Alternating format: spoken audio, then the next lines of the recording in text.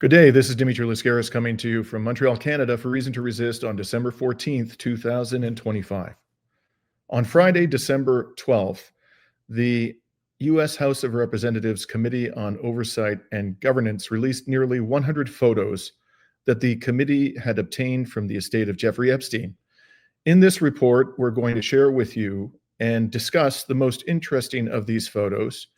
And to cut to the chase, I'm going to explain to you why I believe that this is part of a larger scam being perpetrated by both the Republicans and the Democrats to persuade you of two things. One, that their side is more transparent than the other.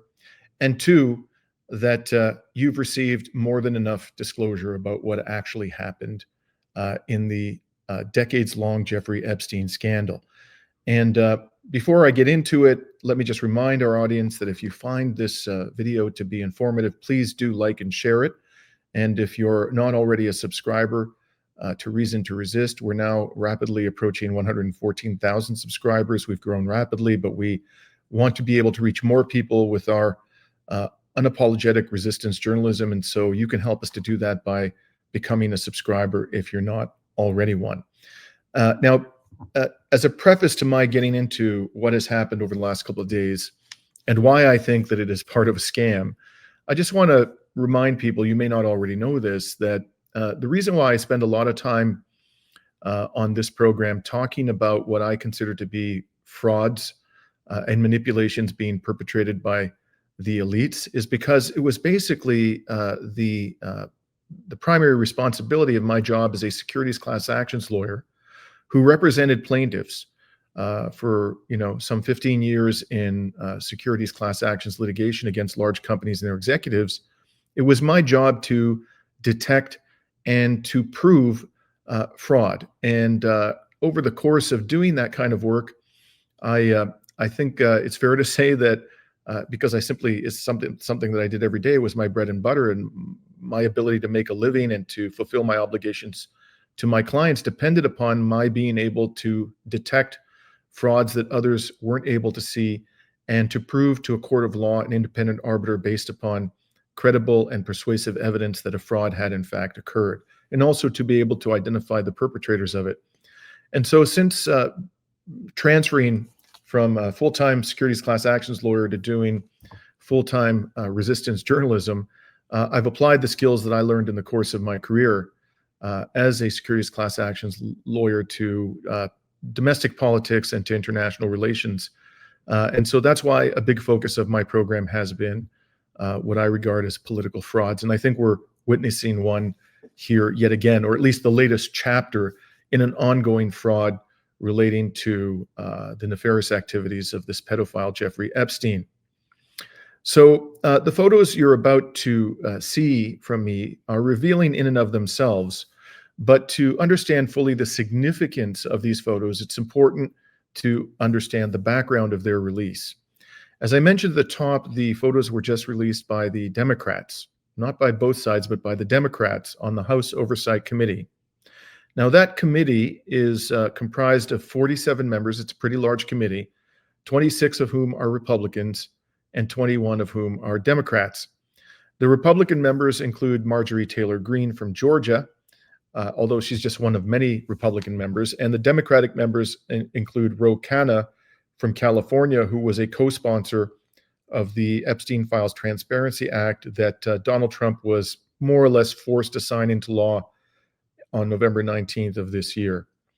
The chairman of this committee is James Comer from Kentucky, and the ranking Democrat is Robert Garcia from California. Shortly after the photos were released on Friday, Robert Garcia fielded questions from the press about the photos on Capitol Hill. The exchange between Garcia and the press lasted for about 7 minutes, and I think it would be useful for us to focus on the highlights of that 7-minute commentary. And let's begin with his introductory statements as he descended the steps outside the Capitol. We're really going down the steps. I wonder if we can talk about the latest document production that y'all just made. Can you talk about the context that we don't have around these images at this point, because it's just photos, although it comes from emails and the computer? Sure. Let me just let me begin by saying that obviously, Oversight Democrats have been committed to transparency, and any time that we receive information from whether we've sent the subpoena or whether we have fought to get that information, we're going to put it out to the public, and that's, I think, the most important thing. Obviously, just last night we received about 95,000 photographs from the Epstein estate. I want to be clear, our committee, Oversight Democrats, have gone through maybe about 25,000 of them so far, so there's an enormous amount of photos that we have not gone through. It will take days and weeks to ensure that we go through those photos and that a redaction is done in the appropriate way. Let me just also say that clearly we have put out, I think maybe 15 to 20 of those photos this morning, Democrats have. We will continue to put out more photos in the days and weeks ahead, but I just caution folks that the redaction process and ensuring that we are protecting the survivors and the women who were abused by Epstein are protected. What else? So you saw there that right out of the gate, the very first thing that Garcia, and we should assume that Garcia he gave some thought beforehand to what he was going to say to the press. He knew that he was going to get asked about these photos. I'm sure that he didn't go in there unscripted. And the very first talking point he wanted to establish is, hey, we the Democrats, we are committed to transparency, even though that wasn't the question. The question is, who's more committed to transparency? The question was, what should we take away from these photos? What can we expect in the days ahead? And so he went out of his way to position his party as the champions of transparency, and also to point the finger at the Trump administration that it is withholding the truth, even though it has a few days left before it has to reveal the Epstein files, subject to the requirements of the Epstein Files Transparency Act that Trump signed into law on November 19th.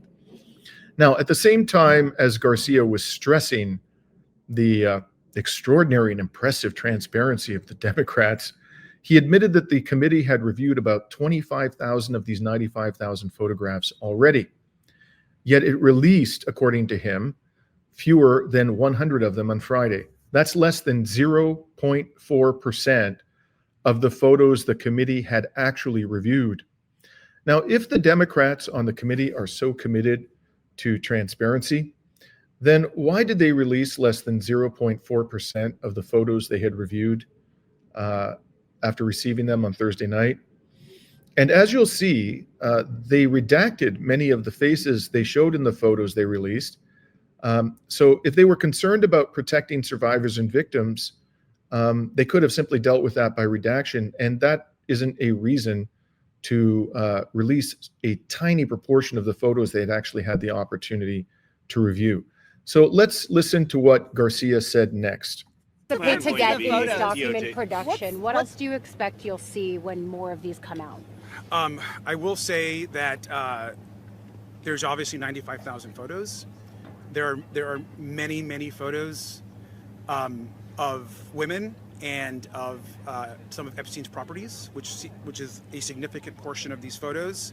These photos were basically in the possession of the Epstein estate, and so that includes pictures that maybe were sent to Epstein. Perhaps he took himself. We know there's some that he took himself, that others took, but they were in his possession, and so that is what's important. And obviously, there are photos of powerful men and folks that we want to have an opportunity to speak with and ask questions of. The thing right now that's the most important is there is one man who has the power to release the files and get to the truth and bring justice to the survivors, and that's Donald Trump. And Donald Trump right now needs to release the files to the American public so that the truth can come out and we can actually get some sense of justice for the survivors. So yet again, he goes out of his way to say, hey man, we're the champions of transparency. It's Donald Trump who is withholding the truth from the public. And in the same breath, Garcia discloses that quote unquote powerful men appear in photos that have yet to be released and that may never be released for all we know, and that the committee would like to speak with some of them. Now, why doesn't he disclose the identities of any of those powerful men? Why doesn't he say anything about what those powerful men are doing in those photos? You know, even if he has some legitimate reason for not identifying any of them, not a single one of them at this time, why didn't he at least describe in general terms what they had actually seen those powerful men doing in those photos? But in fact, he discloses zero useful information about who those powerful men are and what they are seen to be doing in the photos. Now, in the clip I just showed you, Garcia also does a bait and switch by criticizing the Trump administration for not revealing the Epstein files when he's asked about the documents that he and other Democrats on the committee have just released. It's important to understand that the Department of Justice has a mountain of Epstein material obtained through its criminal investigations into Jeffrey Epstein and Ghislaine Maxwell, but this body of evidence is separate from the evidence that is in the possession of this committee and that has been acquired by this committee. The committee, of which Garcia is the ranking Democrat, has obtained a body of evidence directly from the estate of Jeffrey Epstein, pursuant to a subpoena that the committee issued to the Epstein estate earlier this year, in August to be precise. And in a minute, I'm going to show you that subpoena. It's useful to understand the extraordinary breadth of it for purposes of our discussion. But the point I want to make right now is that Trump controls the release of the files that the DOJ, the Department of Justice, has obtained through its criminal investigations into Epstein and Ghislaine Maxwell. And as far as I can tell, Trump does not control the release of the files that the committee has obtained directly from the Epstein estate pursuant to the committee's subpoena. Therefore, although Garcia is right to criticize Trump for concealing the DOJ's Epstein files, he himself has not explained why his committee, the committee of which he is the ranking Democratic member, has only disclosed less than 0.4% of the 25,000 photos that they reviewed since Friday night. Now, let's listen finally to a more, shall we say, melodramatic explanation of what is in the unreleased photos. Here's what Garcia had to say about that. What's your plan going to be on the 19th, though, if the DOJ does not release these files? Right now, our plan is to demand that the president release the files, and we'll see what he does on the 19th. But I think, again, these pictures, some of these photos are really disturbing. And I know we put some out today. There are many others. And some of the other photos that we did not put out today are incredibly disturbing. Will you subpoena the estate for the email components attached to them? You heard it, folks, directly from the horse's mouth. Some of the unreleased photos are, quote unquote, incredibly disturbing. This, of course, is an important acknowledgement, and yet Garcia gives zero explanation as to why he considers some of the unreleased photos to be incredibly disturbing. Now, you saw that there was quite a significant gathering of corporate media hacks around Garcia, shoving their microphones into his face. And you heard the first question that was posed by a so-called journalist standing in that gaggle of reporters after Garcia's revelation that some of these photos were incredibly disturbing. And what she asked was not the most obvious question. Let's be very clear here. Again, you don't have to be a rocket scientist or a fraud detection specialist to understand this. The most important outstanding question in the entire sordid, disgusting, criminal Epstein affair is this: did any of Epstein's powerful associates engage in any pedophilia themselves with Epstein's victims or in other forms of sexual abuse? That is the question that people are rightfully preoccupied with. And that question has not been answered in any meaningful way by the people in government and law enforcement who are in a position to know. And so if you were actually doing your job as a journalist, if you actually were a journalist, the moment that you heard Garcia say that the content of unreleased photos was incredibly disturbing, the next question you would have asked is, do those photos show any of Epstein's powerful, influential associates engaging in sexual relations with a minor or with adult women who might have been abused by Epstein? That would have been the obvious question, but that question didn't come from that reporter. And in fact, nobody in that throng of supposedly inquisitive reporters put that most obvious question to Garcia. And if Garcia had answered that question, simple yes or no, yes, the photos, the incredibly disturbing photos, do show powerful associates of Epstein engaging in sexual relations with a minor or engaging with an adult woman, but in an abusive, non-consensual manner. If he'd answered that question, honestly, he wouldn't have been required to disclose the identities of any of the victims. He could have stopped at that point and said, look, I can tell you that it does disclose that. These photos do reveal that, but I'm not going to tell you at that time who the victims are. And we're not going to actually show you the photos at this time. And we're not going to tell you at this time who the perpetrators are. But we are going to tell you that, in our opinion, those photos do reveal and substantiate that at least some associates, powerful associates of Jeffrey Epstein, engaged in sexual relations with a minor or sexually abused adult victims of Jeffrey Epstein. He could have answered that question without compromising any sensitive information. And instead, not only did he not give the answer to that question, he wasn't even asked the question. Now, as I mentioned, some 95,000 photos were obtained pursuant to a subpoena issued by the committee to the Epstein estate. The subpoena was sent to the Epstein estate in August of this year. And I want to underline that the committee's subpoena asked for far more than photos of Epstein and his associates. So let's take a look at the schedule to the subpoena, which identifies the documents that the estate of Epstein is required to produce. And here you can see it's a 3-page schedule. I'll just take you through it quickly. On the first page, number 1, all entries contained within the reported leather-bound book compiled by Ghislaine Maxwell for Jeffrey Epstein's 50th birthday. Then it's the last will and testament of Epstein.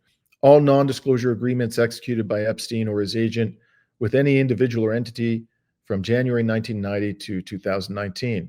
That's a very interesting request. The summer 24, 2007 non-prosecution agreement between the U.S. Attorney's Office for the Southern District of Florida, Mr. Jeffrey Epstein. This was an agreement pursuant to which Epstein received an incredible sweetheart deal for his rampant criminality.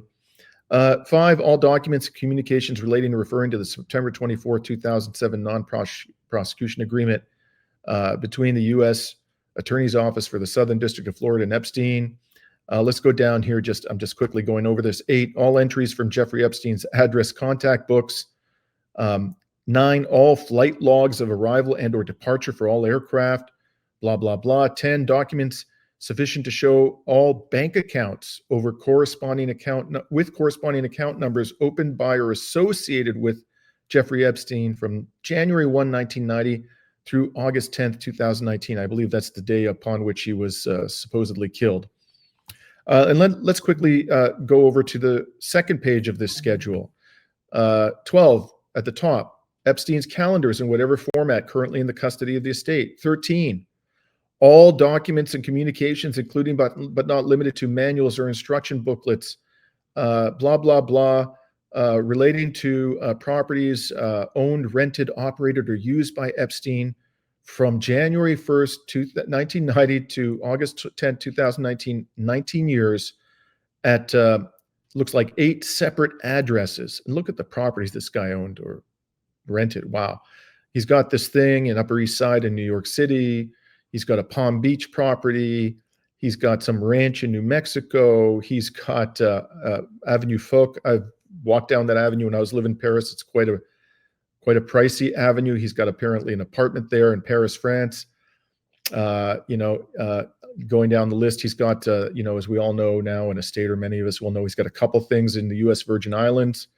And then item 14 on this list, all video, including security and CCTV or still photography. So they're not just asking for photos, still photos, they're asking for videos taken at any property owned, rented, operated, or used by Epstein during this 19-year period. And again, it lists, some 8 properties that are known to have been owned or rented by Epstein during that 19-year period. And then 15, this is the third and final page of the schedule, all documents and communications to or from and or referring or relating to the following individuals. One is Virginia Giuffre, and the second is all presidents and vice presidents of the U.S. not otherwise listed in request 10A in this schedule. And that'll pretty much, I think, give you a good flavor of just how incredibly expansive this subpoena is. And in general, the estate, unless it can establish some privilege applicable to any of the requested documents, is required and will have been required already to produce this huge body of evidence to this committee directly. So as we can see, beyond a shadow of a doubt, the subpoena issued by the committee to the Jeffrey Epstein estate in August of this year requires that the estate produce to the committee a hell of a lot more than those 95,000 photos they say they received on Thursday night. And the question then arises, why has the committee not released that information with appropriate redactions where appropriate to protect the identities of survivors and other victims of Jeffrey Epstein? And recall that the FBI says there were over 1,000 victims of Jeffrey Epstein. Now, a couple of weeks ago, I published a report in which I analyzed the Epstein Files Transparency Act. That's the legislation that Donald Trump passed into law on November 19th. And as I explained at that time, and I'll put a link to that video for those who are interested in my analysis of the legislation. I'll put a link to it in the description to this particular video on YouTube. As I explained, that act requires the Department of Justice to release the Epstein files by December 19th of this year. So we're talking less than a week from now. And it's interesting, I'll come back to this, the timing of this extremely tiny but embarrassing release for Donald Trump, that this happened just 6 days before the deadline for the Trump administration to release the Epstein files in the possession of the Department of Justice. At the time that the act became law in November, its sponsors crowed that they had achieved a big victory for transparency. But as I explained in my report on this legislation published a couple of weeks ago, it has gaping holes in it so huge that Donald Trump himself could drive a Mack truck through them, and he will undoubtedly exploit those carve-outs in the legislation to release a minimum of scandalous evidence. And there's no question that the Democrats have to understand this. They have to understand that the legislation which Ro Khanna himself championed and about which they have crowed so much, in fact, has huge carve-outs in it that virtually guarantees that the most scandalous material is not going to be disclosed to the public by the Trump administration. So my point here is that both the Democrats and the Republicans are withholding large amounts of critically important evidence.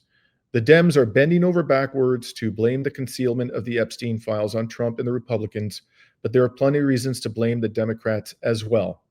They could have forced this issue, in fact, long before Trump returned to the White House in January of this year, but they did not do that.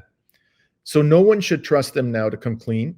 It will be necessary for Americans to continue to apply pressure on both the Republicans and the Democrats to ensure that the public learns the whole truth about Epstein's powerful and depraved friends. So now let's turn to the photos released on Friday, and I'll confine myself to what I believe to be and what I think you would consider to be the most interesting of the photos released at that time. So let's start with the one that's probably gotten the most coverage from the press. This is as you can see, a photograph of Donald Trump with 6 women. Judging by what we can see of those women, I mean, I'm calling them women. For all we know, they are minors. They're in their teens, or maybe one or more of them are in their teens and others are not. We just don't know. At the same time, just based upon what we can see here, it's possible that all of those females are adults. But with their faces redacted and what we can see in these photos, it's just not possible to say with any certainty whether any of those women is a minor or was a minor at the time this photograph was taken. nor is it possible to say with any certainty that any of these females were adults at the time that the photo was taken. And tellingly, the committee, for some reason, hasn't told us.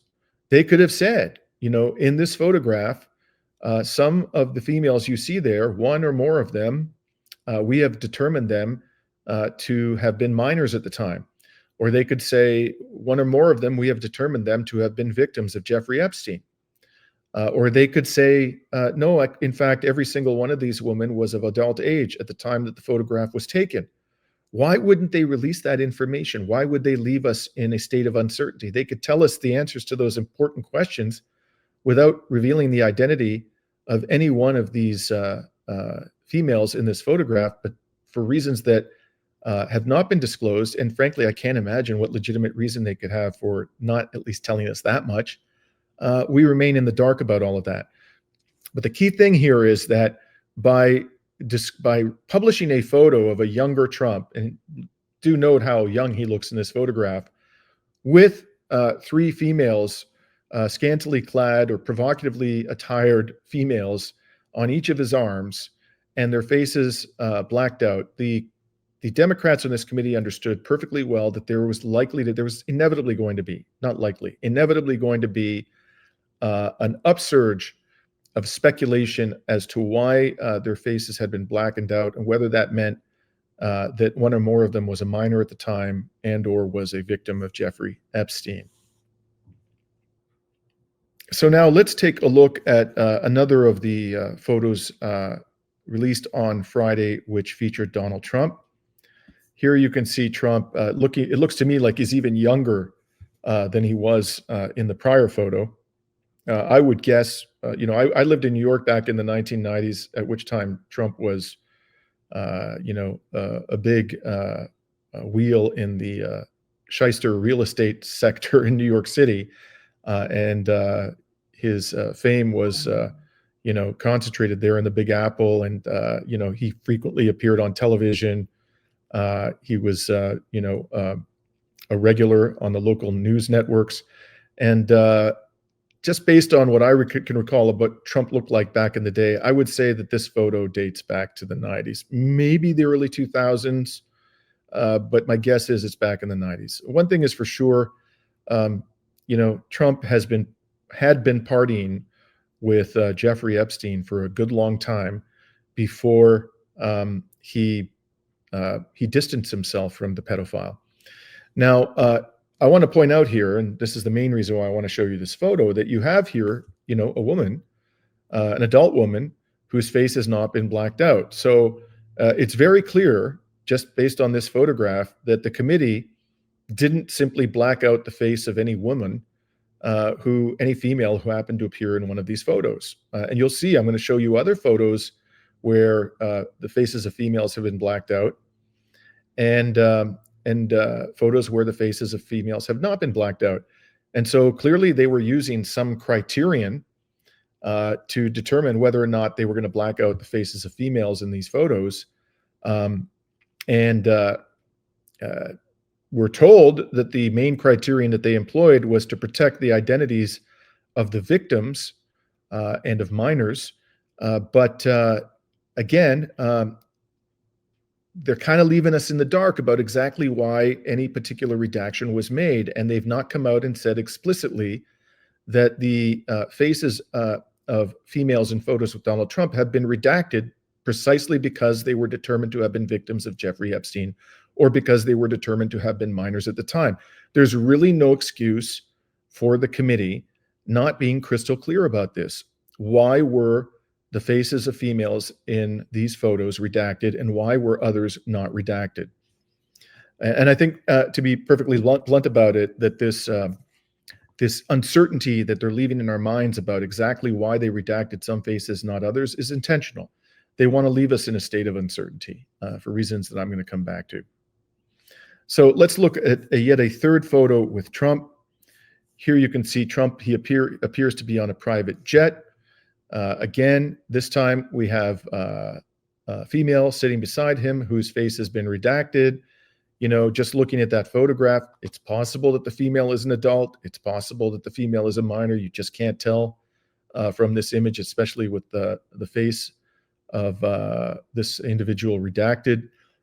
So why did they redact her face and not the face of the woman in the prior photograph? We're left to guess about that, to speculate, but the committee has not told us unequivocally why. So now let's move on to some of these other dirtballs who were known to have frequented Trump. In here you can see a photograph of Steve Bannon, the Trump acolyte and mega influencer, sitting at a desk with the disgraced pedophile who has in front of him, an empty glass of wine. And interestingly, he also has on his desk photographs which have faces of females that have been redacted. So why have they been redacted? Did Epstein have on his desk, pictures of underage females with whom he was in a compromising position or who were posing in a sexually suggestive manner? Did he have those sitting on his desk when he was meeting with Steve Bannon? Did Steve Bannon not notice those photographs when he was sitting there? And if he had noticed them, why didn't that cause him some concern? I mean, if their faces are blacked out, presumably that's because they were minors. And you can see in the photograph in the center of the picture, which is to Bannon's left, I mean, that looks to me like a young female lying down on a couch. She looks like she's wearing only the top half of her body is covered, and it looks like her legs are naked, and it's not even clear that she's wearing any underwear. That does look from a distance like a sexually suggestive photo. The fact that the face has been blacked out indicates that this, but doesn't prove, but it indicates that this female is a minor and or a victim of Jeffrey Epstein.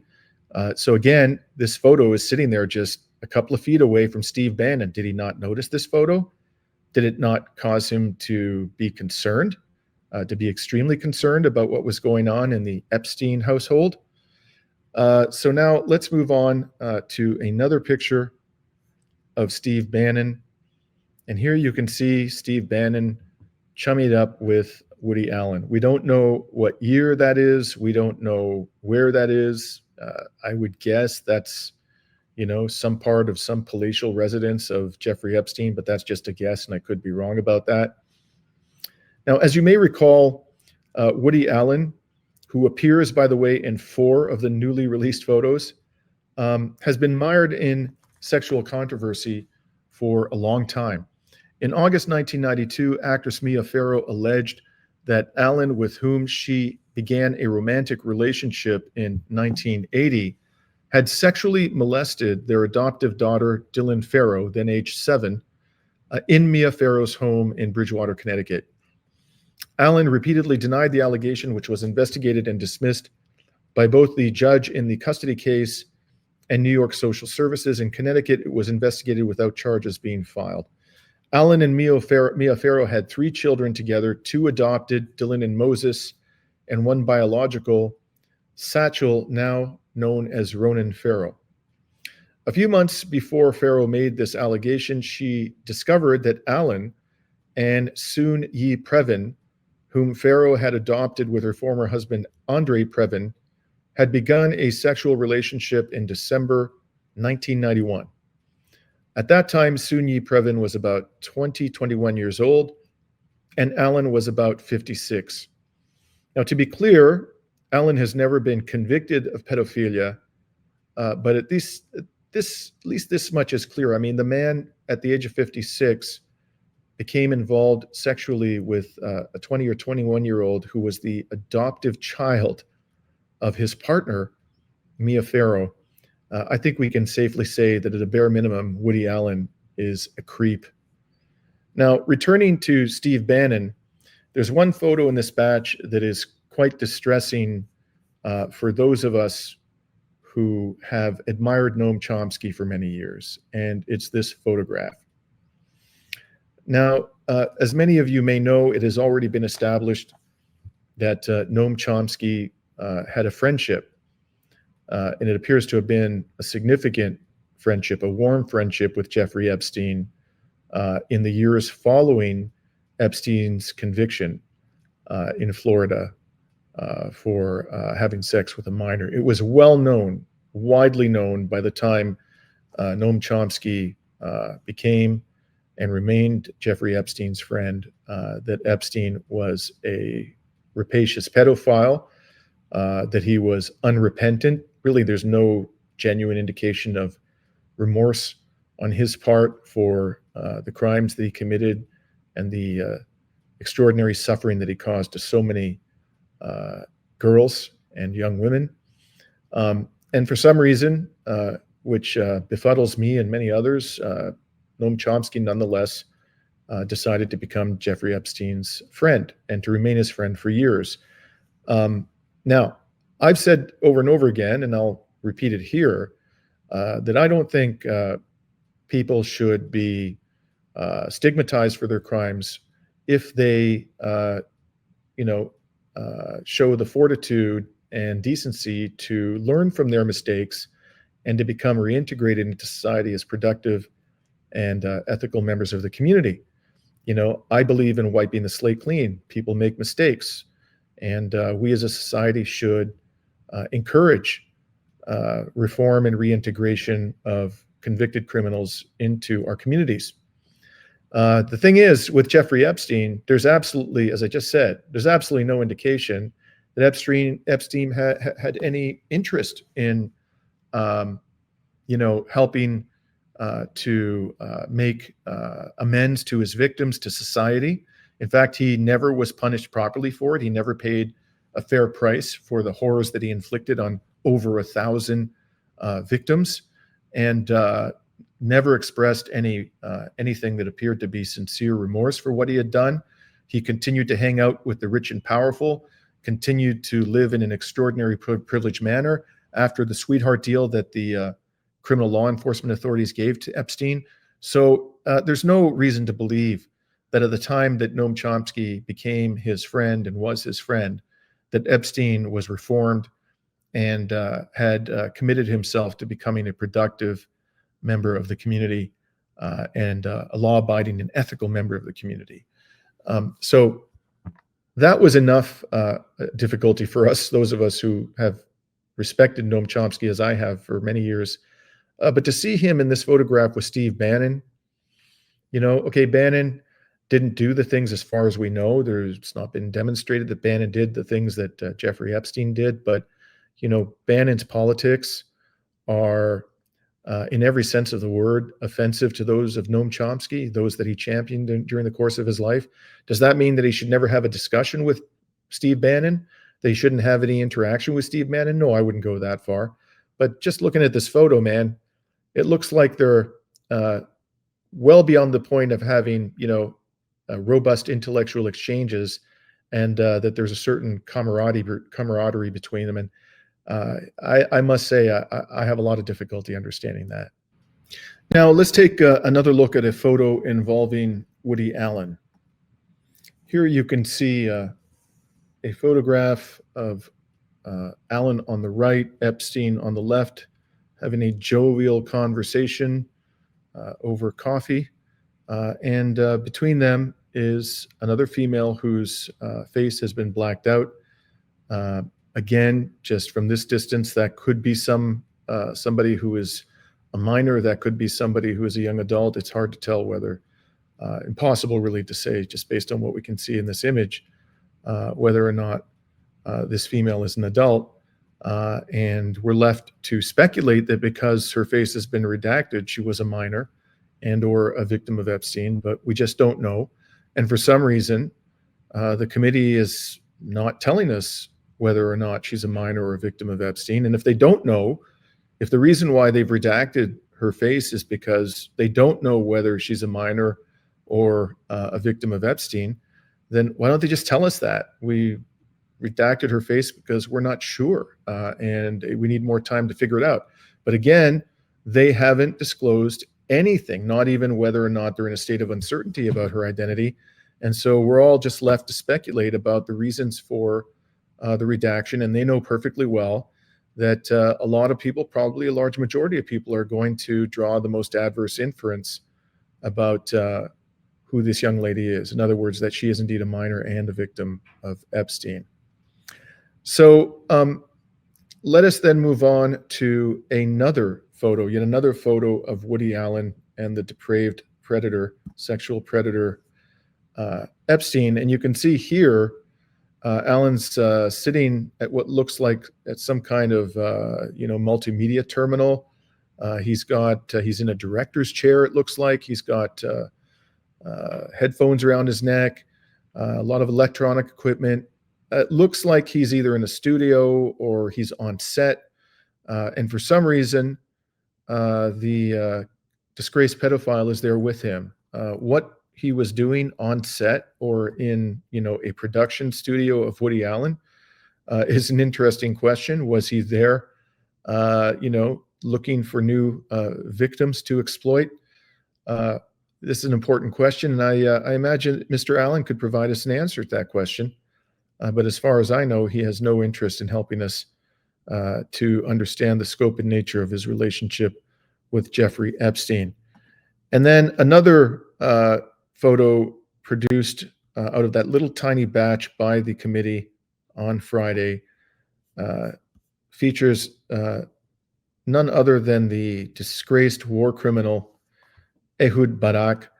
By now, we all know that Barak was a close associate of Jeffrey Epstein, met with him on dozens of occasions after he was convicted of pedophilia, that Barak's right-hand man, who was a high-ranking official within the national security apparatus of the genocidal Israeli entity, stayed for extended periods on several occasions at Jeffrey Epstein's residence in New York. This doesn't really add anything new to our understanding, which is relevant to the point I'm going to make at the end of this report. But it's just another piece of evidence and a mountain of evidence that Jeffrey Epstein had a very, very close relationship with senior Israeli officials and the Israeli security apparatus. Then moving on, they've also published, the committee, this photo. There he is, the one and only Bill Gates, one of the richest men in the world, and none other than the disgraced.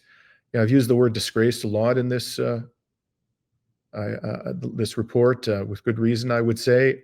These are all people who should live in infamy and already do, many of them. And so it's interesting how Prince Andrew is looking at Gates. Gates has a kind of,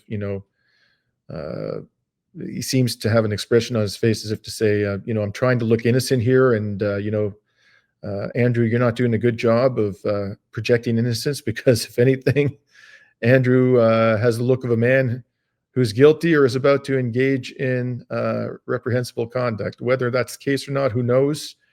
But it's quite a striking image. And right between them, you can see that they have blacked out another face. This time it's a male. Looks like a male. A man standing there with a tie. Why they've blacked out this person's face, that would be interesting. Is this person, a minor? Don't think so. Is this a person a victim of Jeffrey Epstein? Probably not. Yet for some reason, again, unexplained, the committee chose to black out this individual's face. Now, here is another photograph of Mr. Microsoft standing beside a pilot outside somebody's private jet.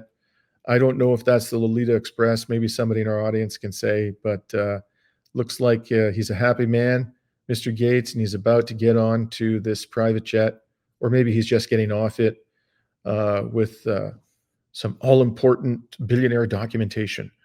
And moving on from this photograph, we then come to Bill Clinton.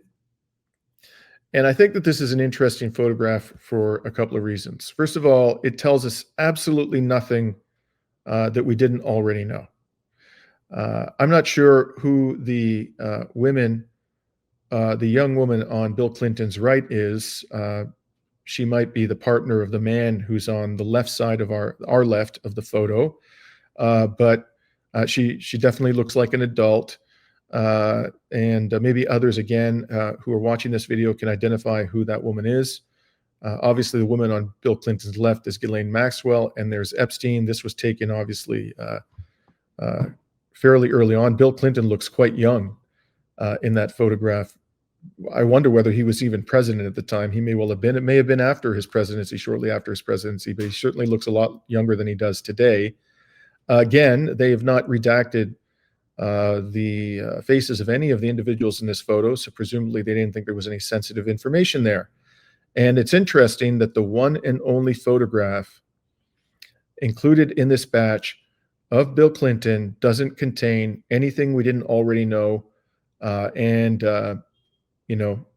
doesn't feature any individual whose face the committee thought it appropriate to redact. Again, I'm going to come back to that in a moment, what I think all of this means.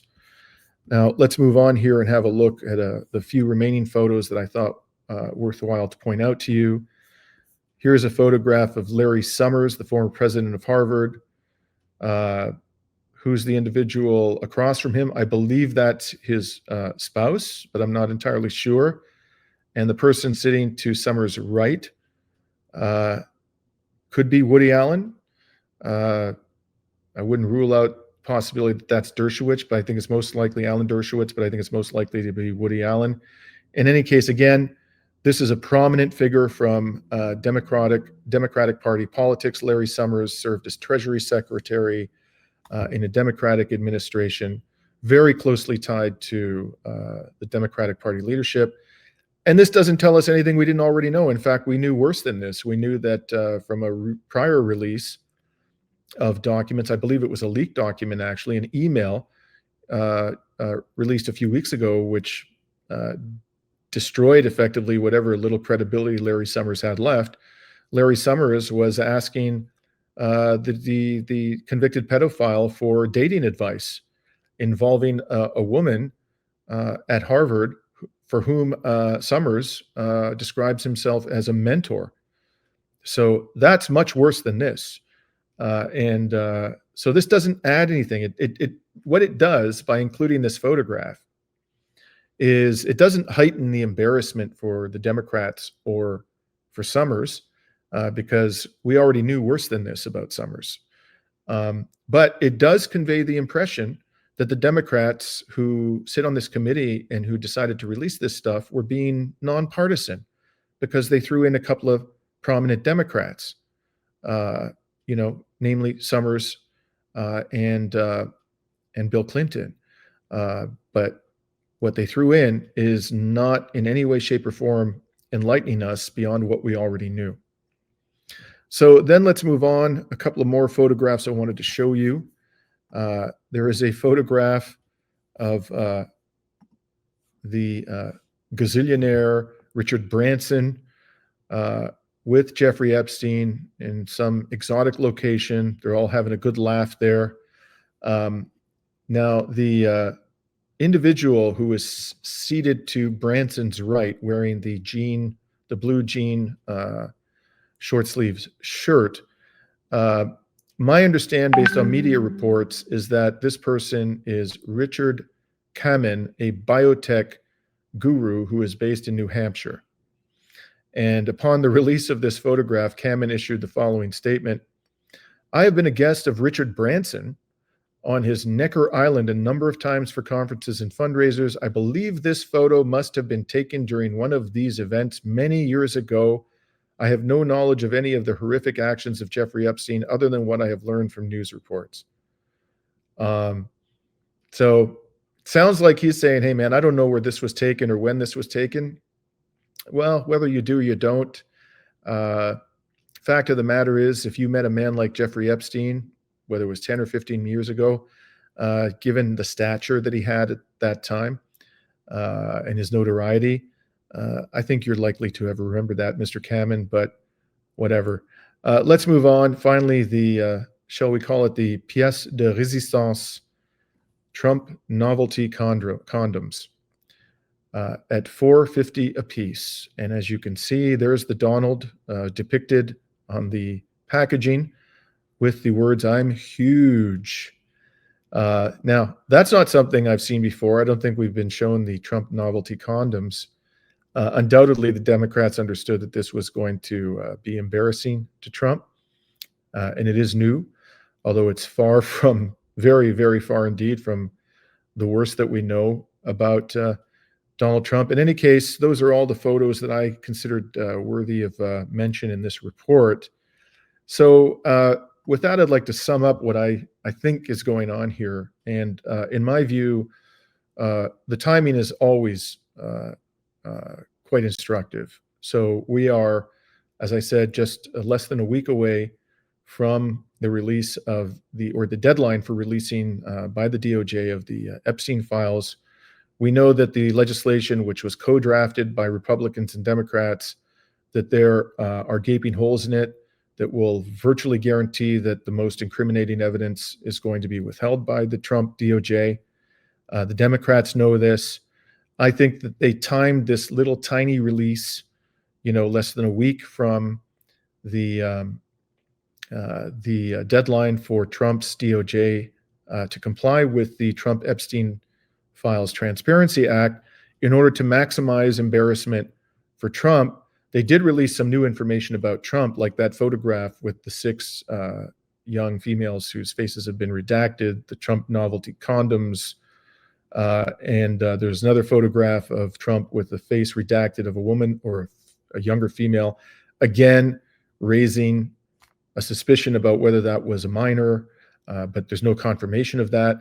All of this was done purely for one reason. We're getting these photos now at this time from the Democrats on the committee for one reason, and that is to embarrass Donald Trump before he has to meet a deadline, which they know he is not going to actually comply with at the end of the day, or he's not going to actually make full disclosure before the 19th of December, because the legislation that they co-sponsored, the Democrats, allows him, gives him pretext to withhold huge amounts of incriminating evidence.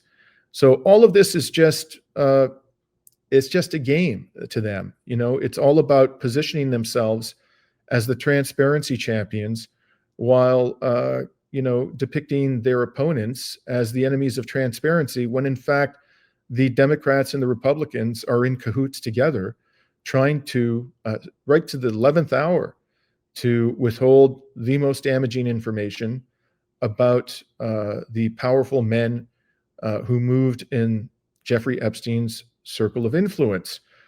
So I suggest, my friends, that what you take away from this analysis, and this is really the main point I want to make, is do not assume that we are going to get full disclosure from either the committee or the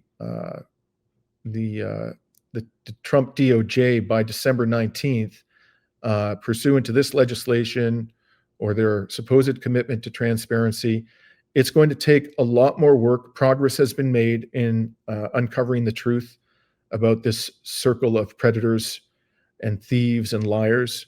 But we have a lot of work remaining to be done, and it'll be absolutely critical in the weeks and the months ahead for the public to maintain pressure on both the Republicans and the Democrats to come clean. This is Dimitri Lascaris coming to you from Montreal, Canada on December 14th, 2025.